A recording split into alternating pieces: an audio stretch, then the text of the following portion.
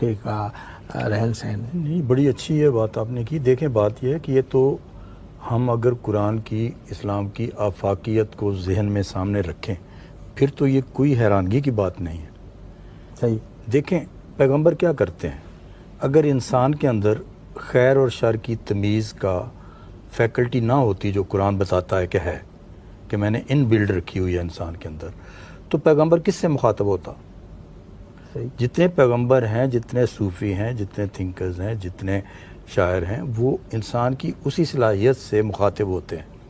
پیغمبر جتنے بڑے لیول پر یہ کام کرتا ہے کہ اس کو مجتمع کرتا ہے، اس کو نکھارتا ہے، اس کو آرٹیکولیٹ کرتا ہے، اسے چینلائز کرتا ہے، اور رسول اللہ صلی اللہ علیہ وسلم جیسا کام تو شاید ہی کسی پیغمبر نے کیا ہو کہ اس کو ایک تحریک بنا دیتا ہے، تحریک بنا کے حق کا غلبہ قائم کر دیتا ہے. تو یہ جو بات ہے، یعنی صداقتیں تو وہی ہیں.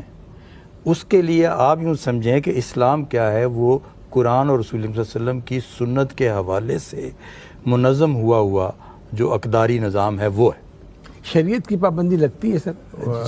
جی ظاہر ہے.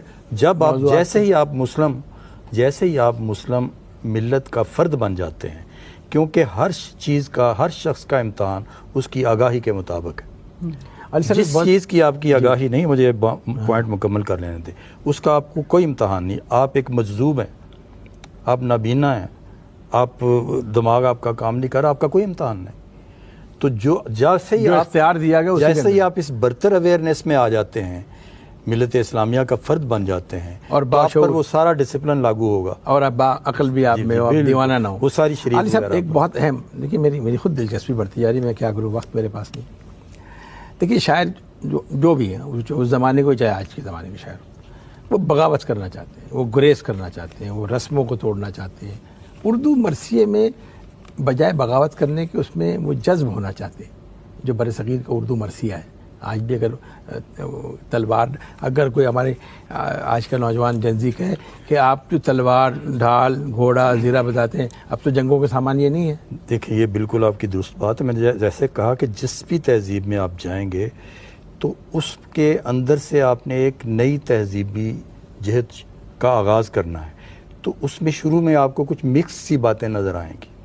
اس کے بعد وہ پیریفائی ہوتا چلا جاتا ہے، اپنی ڈسٹنکشن قائم کرتا ہے. کیوں اکبر اعظم کے دین الہی کے خلاف ایک موومنٹ شروع ہو جاتی ہے؟ اس لیے کہ وہ بتاتی ہے آپ کو کہ نہیں، ہم مدغم نہیں کر سکتے اپنے اجتماعی تشخص کو اس میں. تو اس سے یہ پیریفائی ہوئی بات کہ صرف پیتھاس نہیں رہ گیا. صرف پیتھاس تو بندے کو جہاد کے سے ویسے ہی دور لے جاتا ہے. تو اس لیے اس میں یہ دونوں چیزیں جمع ہیں. جیسے رسول اللہ صلی اللہ علیہ وسلم کی حدیث ہے کہ ظالم سے بھی محبت کرو، تو ظالم سے محبت کرنے کا پوچھا گیا کہ کیا مطلب ہے؟ انہوں نے کہا کہ اس کو اس کے ظلم سے بچانا ہے. یعنی نفرت پر بنیاد نہیں رکھنی اس بات کی. آپ کو سزا بھی دینی ہے، سارا کچھ کرنا ہے، لیکن نفرت پر بنیاد نہیں رکھنی. رسول اللہ صلی اللہ علیہ وسلم کو یاد ہے آپ کو، جس خاتون کو وہ سنسار کر رہے تھے اور ساتھ آنسو ان کے نہیں تھمتے تھے رسول اللہ کے، سزا بھی دے رہے ہیں. تو دونوں چیز. تو یہ جو پیراڈاکسیکل لیونگ ہے، اسلام آپ کو یہ سکھاتا ہے. اب مجھے بتائیں، خدا کا جو تصور ہے کیا وہ عقلی لحاظ سے کنسسٹنٹ تصور ہے؟ کس عقل کے پیمانے پر وہ پورا اتر سکتا ہے؟ وہ قہار بھی ہے، وہ جابر بھی ہے، وہ رحیم بھی ہے. تو یہ جو صوفیہ کہتے تھے نا کہ انسان کا دل ہی ہے جس میں یہ خدا سما سکتا ہے، تخلیق اس کا مطلب یہ ہے کہ انسان کا جو ذہن ہے، جو لاجیکل کنسسٹنسی میں پھنسا ہوا ہے، وہ پیراڈاکسیکل صداقتوں کو ہضم نہیں کر سکتا. مخلوق کا خالق سے مقابلہ تو ہو ہی نہیں سکتا. جی. اچھا میں محدود کروں اور ایک سوال دونوں سے پوچھا جانا، شعر رہ گئے جدید لوگوں کے، ابھی آئیں گے سر. اردو مرثیے پر میں بہت احتیاط سے سوال کروں، فن زیادہ غالب ہے یا عقیدت زیادہ غالب ہے؟ میں پہلے آپ پھر مجھے. جی دیکھیے، عقیدت نہیں، عقیدت ہے تو اس نے پھر اس کو فن میں ڈھالا ہے.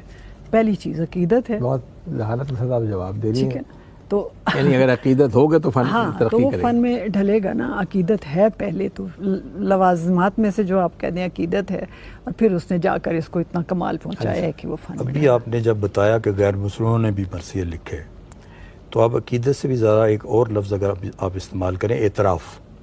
صحیح.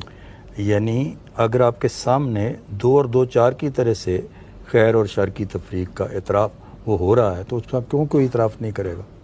یعنی واضح تقسیم ہو رہی ہے، یہ ظلم ہے، یہ مظلومیت ہے، تو اس میں یہ ایک اعتراف کی بات ہے۔ باقی یہ بات بالکل آپ اس کو دو حصوں میں تقسیم کر سکتے ہیں۔ آپ نے کہا تھا اختلافی بات نہیں کریں گے، دو حصوں میں تقسیم کر سکتے ہیں کہ ایک ہے صرف جو ایک عقیدت میں لکھا گیا ہے، اس میں رشتے ہیں، ناطے ہیں، اور جو رسول اللہ صلی اللہ علیہ وسلم کے ساتھ تعلق ہیں، اور جو سارا تقدس یعنی جسے آپ سیکریڈ سارے پس منظر میں دکھا رہے ہیں۔ دوسرا ہے وہاں جو انسانی اقدار ہیں اور ان کا اعتراف ہے اور ان کی عظمت دیکھی جا رہی ہے اور دکھائی جا رہی ہے، ٹھیک ہے؟ صرف اس لیے نہیں حضرت امام حسین بڑے کہ رسول اللہ صلی اللہ علیہ وسلم کے نواسے، ان کا اپنا کردار ہے۔ جی انہوں نے رسول اللہ صلی اللہ علیہ وسلم نے تو ہمیں سکھایا ہی ہے کہ ہر فرد جو ہے اس کا اپنا کردار ہے، اس کی اپنی جواب دہی ہے، کوئی رشتہ اہم نہیں، کوئی ناطہ اہم نہیں۔ تو اس میں اب دو طرح ہے نا، ایک اگر آپ کی کنٹینٹس میں ساری بات یہی چلی آ رہی ہے کہ وہ نواسہ رسول ہیں، وہ ان کے کندھوں پر بیٹھتے تھے، یہ ایک ہے، میں اس کی نفی نہیں کر رہا، اس سے کریٹ ہوتی ہے، ایسوسیشن کریٹ ہوتی ہے اور ایک نفسیاتی اثرات ہوتے ہیں، لیکن ایک بندہ ان کی عظمت بیان کر رہا ہے کہ انہوں نے ثابت کیا کردار سے متاثر، انہوں نے یعنی یوں سمجھیں کہ انہیں اپنی وراثت کی پاسداری کی، جس نبی کے وہ نواسے ہیں اس نبی کی سنت پر انہوں نے عمل کیا اور اس میں ایک بلند کرداری دکھائی، تو یہ ایک دوسرا اینگل ہے۔ تو یہ فرق تو پڑتا ہے، یہ آپ مرثیوں کے کنٹینٹ میں دیکھ لیں، آپ کو صاف پتہ چلے گا کہ یہ مرثیے جو ہیں ایک شخص کی اپنی صفات ابھار رہے ہیں یا صرف وہ ایسوسیشن دکھا رہے ہیں۔ ہمارا وقت بڑا محدود ہے، میں چاہوں گا کہ رسائی ادب پہ ہم نے گفتگو شروع کی تھی، ہم ختم رسائی ادب پہ کریں، کچھ شعر ابھی آپ، ہاں میں آپ کو کچھ شعر رسائی ادب وہ پہلے کنکلوڈ کر لیں۔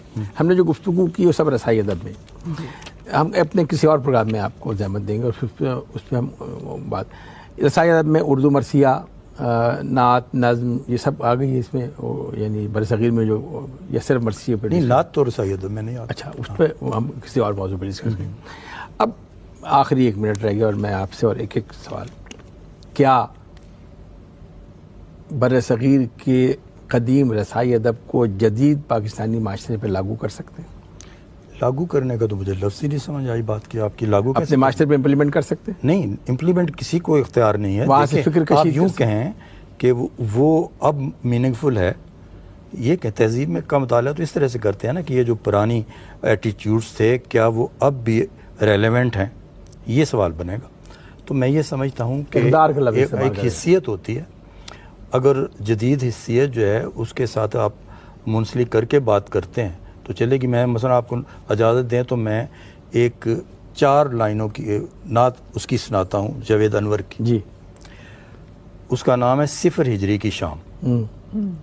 سب ورد کر رہے ہیں کوئی برگ ہو کے بار، ایک مصرع، ایک اونٹنی کے پاؤں سے اٹھتا ہوا غبار، مہتاب اگل رہا ہے شب ریگزار میں، یثرب کی ٹہنیوں پہ ستاروں کے پھول۔ واہ، 4 لائنیں ہیں۔ واہ واہ، ٹھیک۔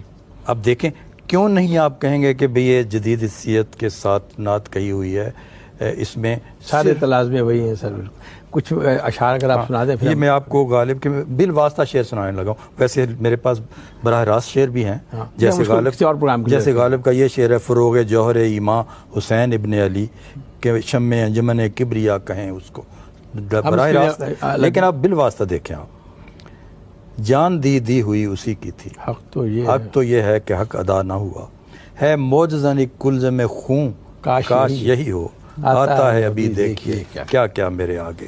اقبال کے تو اتنے اشعار ہیں، غریب و سادہ رنگی ہے داستان حرم، نہایت اس کی حسین ابتدا ہے اسماعیل، صدق خلیل بھی ہے عشق، صبر حسین بھی ہے عشق، مارکائے وجود میں بدر حنین بھی ہے عشق۔ بہت شکریہ۔